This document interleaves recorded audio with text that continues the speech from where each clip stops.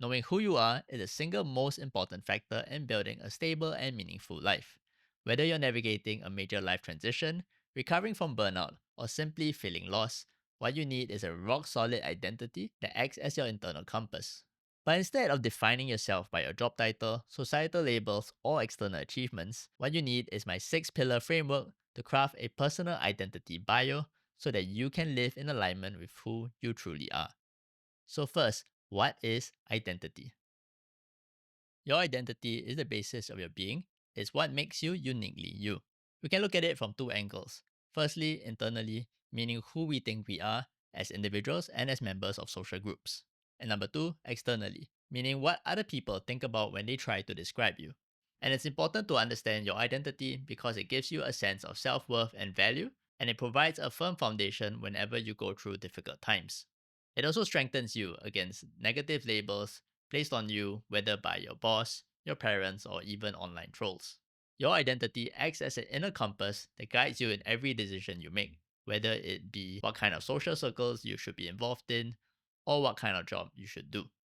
You also need to understand the value that you bring to others around you. That is one of the key indicators of a meaningful life. If you don't know who you are, then neither will the people around you. Okay, so pillar one, your personality. Personality refers to the descriptive traits of your personal being. They are the deeply ingrained patterns of thought, emotion, and behavior.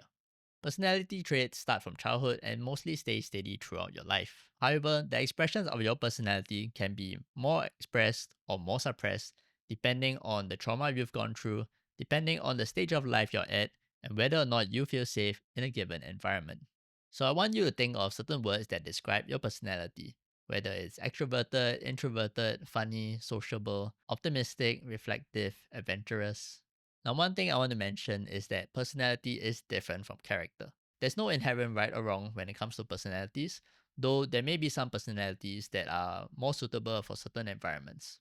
You should have a pretty good grasp of your personality, but otherwise, you can always ask your friends, your parents, or coworkers to describe you.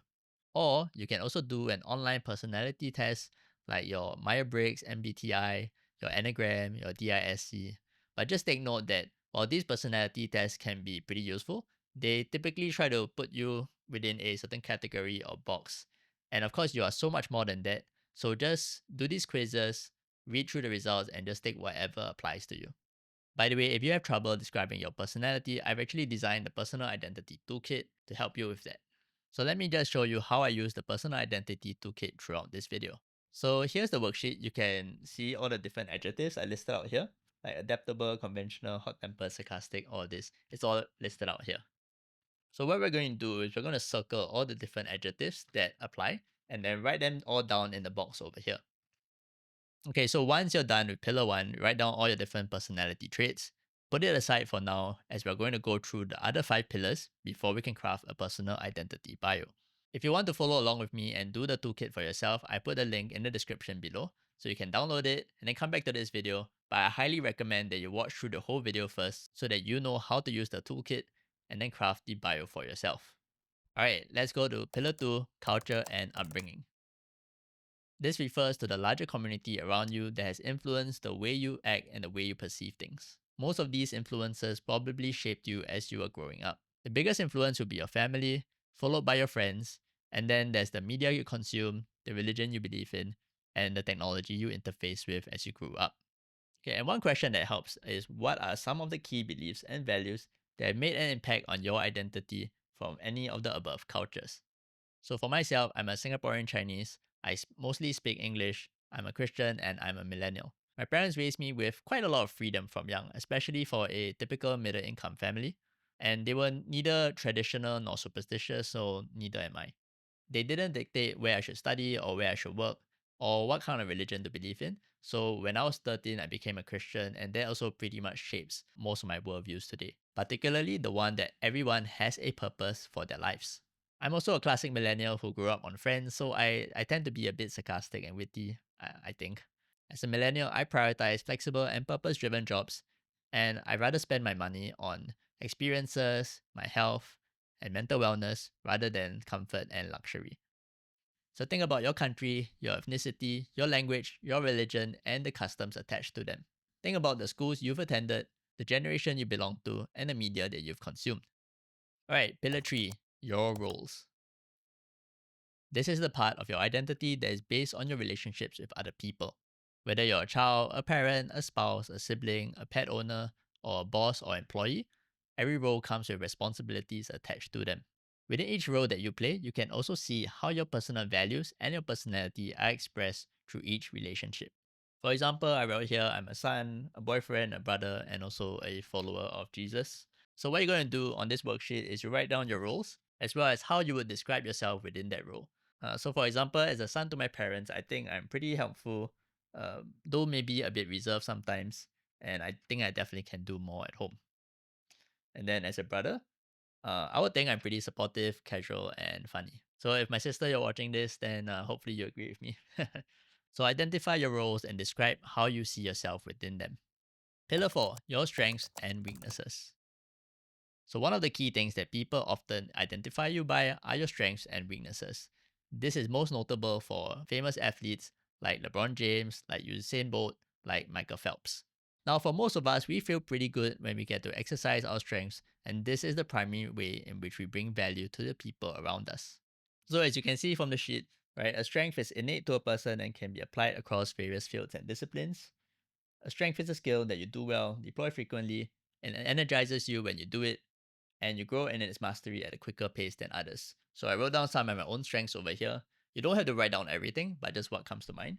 So I wrote down creative solutions, pattern recognition. I learn quickly, and I'm pretty good at presentations. And as for weaknesses, I know we usually don't want to be identified with them, but think of it this way.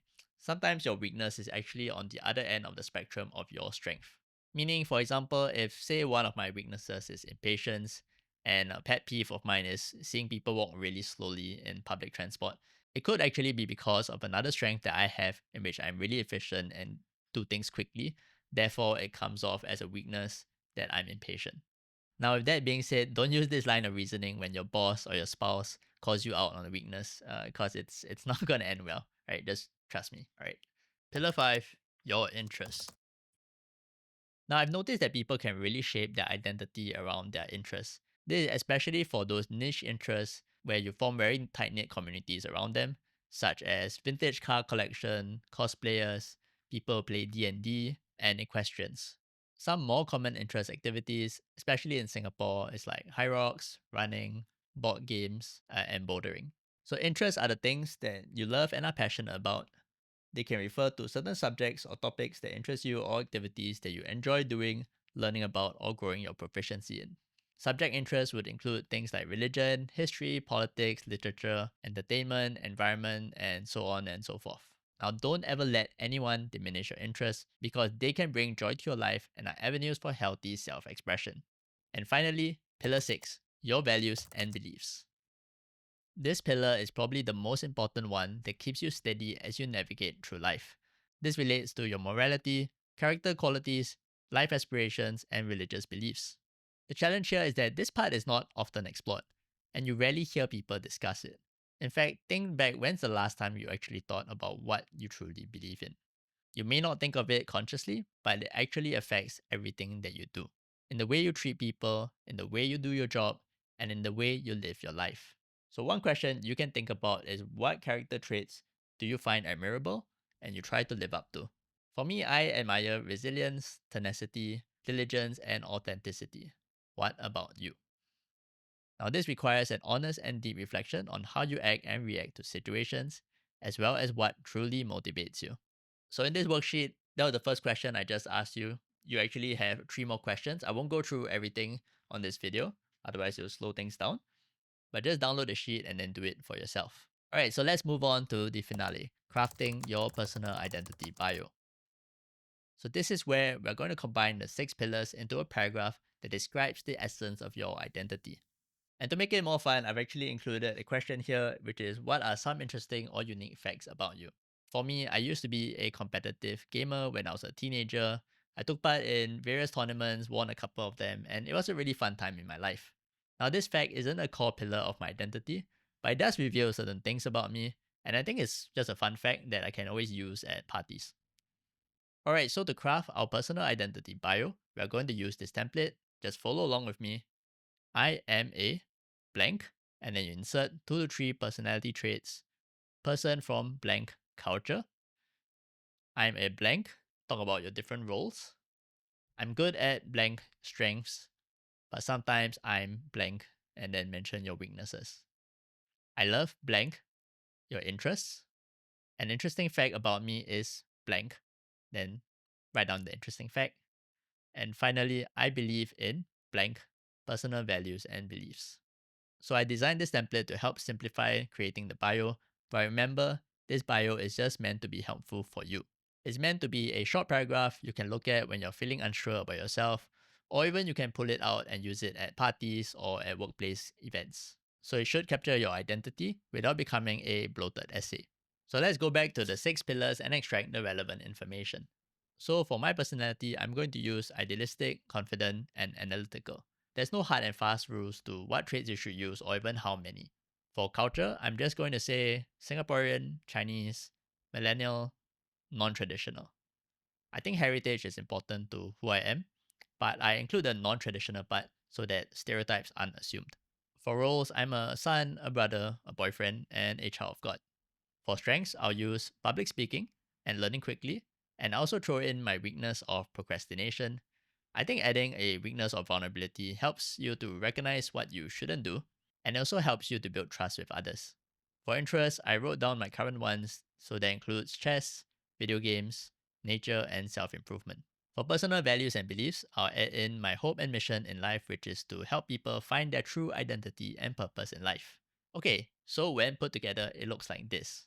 I am an idealistic, confident, and analytical millennial, born and raised as a Singaporean Chinese, but relatively non traditional. I'm a son, a brother, a boyfriend, and a child of God. I'm good at public speaking and I learn quickly, but I tend to procrastinate easily. I enjoy video games, chess, nature, and learning about self improvement. An interesting fact about me is that I used to be a competitive gamer when I was young. Now, my mission in life is to help people find their true identity and purpose. So, that's my personal identity bio. Remember, your identity is deep and multifaceted, so a paragraph may not be enough, but at least it gives you an understanding of your sense of self. Also, notice that when I wrote this down, I didn't include my job title. It's way too easy to describe yourself by what you do instead of who you are. Your job can change, but who you are does not. Remember, you are not a human doing, you're a human being. But beyond writing out the bio, what's more important is living it out. So in the final section of this toolkit, I've actually included 3 practical application questions for you to ask yourself about your identity and how it's expressed at home, at your workplace, and at social gatherings. The 3 questions are: which parts of my identity gets expressed here? What other parts of my identity do I want to express? How do I make any changes, if any, to express my identity better here? So whether you're going through a quarter life crisis or feeling really down at work or at home, it's probably because your identity is being suppressed. So now that you've written out your bio, that should give you greater clarity on how to express who you really are. Alright, so now it's your turn. You can head on down to identity.purposefinderguy.com to download the free personal identity toolkit, or you can click on the link in the description below. And when you've written out your bio, I'll love to read it, so just drop it in the comment section below. Now, one final thing I want to say is that while your identity is your internal compass, the map to your life is actually your purpose. More specifically, it's actually a unique blueprint that you can follow. It's the architectural plan of what you were born to do with your life. Knowing who you are is step 1, and knowing where you're going is what's going to bring lifetime fulfillment. So if you're ready to take this deeper and discover your blueprint, the clues are already hidden in your life. You just need a framework to connect the dots. That's why I built the Find Your Purpose course. It's a step-by-step program filled with educational videos and practical exercises, just like the one you did in the toolkit today. So if you're interested to learn more, you can check it out at purposefinderguy.com. Now, if you've been experiencing the Monday blues, I actually made a video where I break down the core reasons behind it and how your identity is tied to meaningful work. So if you're interested, you can check it out over here. Otherwise, I'll see you in the next video.